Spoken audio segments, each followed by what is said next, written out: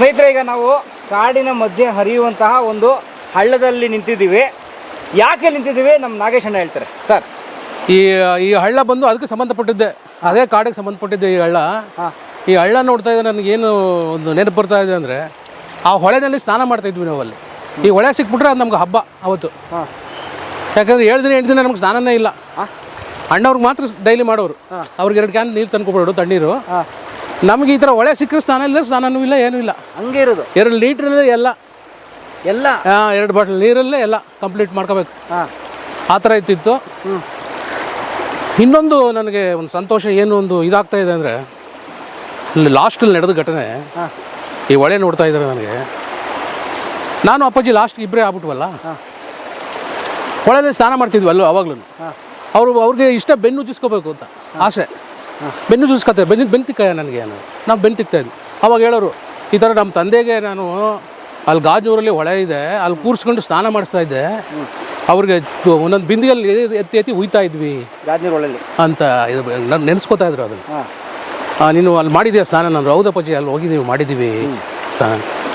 ನೋಡು ಹಂಗೆಲ್ಲ ನೆನಪಾಗ್ತಾಯಿದೆ ನನಗೀಗ ಅಂದ್ಬಿಟ್ಟು ಅವರು ಬೆನ್ನು ಉಜ್ಜಯ ಅಂತ ಉಜ್ಜಿಸ್ಕೊಳ್ಳೋರು. ನನಗೇನು ಕಲ್ಲು ಮತ್ತು ಸೋಪು ಅದನ್ನೆಲ್ಲ ನನಗೇನು ಸಂತೋಷ ಅಂತ. ಅಂಥ ಒಂದು ದೊಡ್ಡ ಇವರು ಅವ್ರ ವ್ಯಕ್ತಿಗೆ ನಾವು ಬೆನ್ನು ಉಜ್ತಾ ಇದ್ದೀನಲ್ಲ ಅಂತ ನನಗೆ ಭಾಗ್ಯ ಅನ್ನಿಸ್ಬಿಡ್ತಂಗೆ.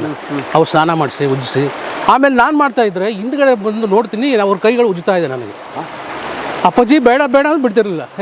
ಕೂತ್ಕೊಳ್ಳ, ಯಾಕೆ ಬೇಡ ಕೂತ್ಕೋ ಬೆನ್ನುಜ್ಜು. ಏನು ಪುಣ್ಯ ಸರ್ ಅದು. ಈ ಹೊಳೆ ನೋಡ್ತಾರೆ ನನಗೆ ಅದು ನೆನಪು ಬಂದ್ಬಿಡ್ತೀವಿ ಇವತ್ತು. ನಾವು ಜನ್ಮ ಎತ್ಕೊ ಬಂದಕ್ಕೂ ಸಾರ್ಥಕ ಅನ್ನಿಸ್ಬಿಡ್ತಾನೆ. ಯಾಕಂದ್ರೆ ಆ ಪುಣ್ಯ ಯಾರು ಸಿಗುತ್ತೆ, ಆ ಭಾಗ್ಯ. ಕೋಟಿ ಜನ ಅವ್ರು ನೋಡಿದ್ರೆ ಸಾಕು, ಅವ್ರು ಮಾತಾಡಿದ್ರೆ ಸಾಕು ಅಂತಾರೆ.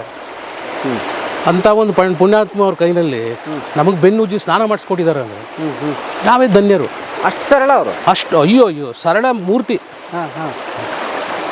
ಅವ್ರು ಹೇಳೋಕ್ಕಾಗಲ್ಲ ಅಷ್ಟೊಂದು ಸರಳತೆ ಅವರು. ಈಗ ಇಲ್ಲಿ ಮೊದಲನೇ ದಿನ ಹೋದರೆ 2ನೇ ದಿನದಿಂದ ಏನಾಯ್ತು ಸರ್? 2ನೇ ದಿನ ಮಾಮೂಲಿ ಅದೇ ಕಂಟಿನ್ಯೂ ಹಂಗೇನೆ.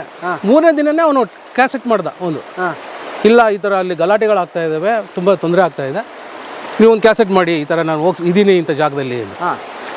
ಅವಾಗ ಅದು ಮಾಡಿದ್ರು ಅವರು ಕ್ಯಾಸೆಟ್ ರೆಕಾರ್ಡ್. ಟೇಪ್ ರೆಕಾರ್ಡ್ ಇತ್ತು.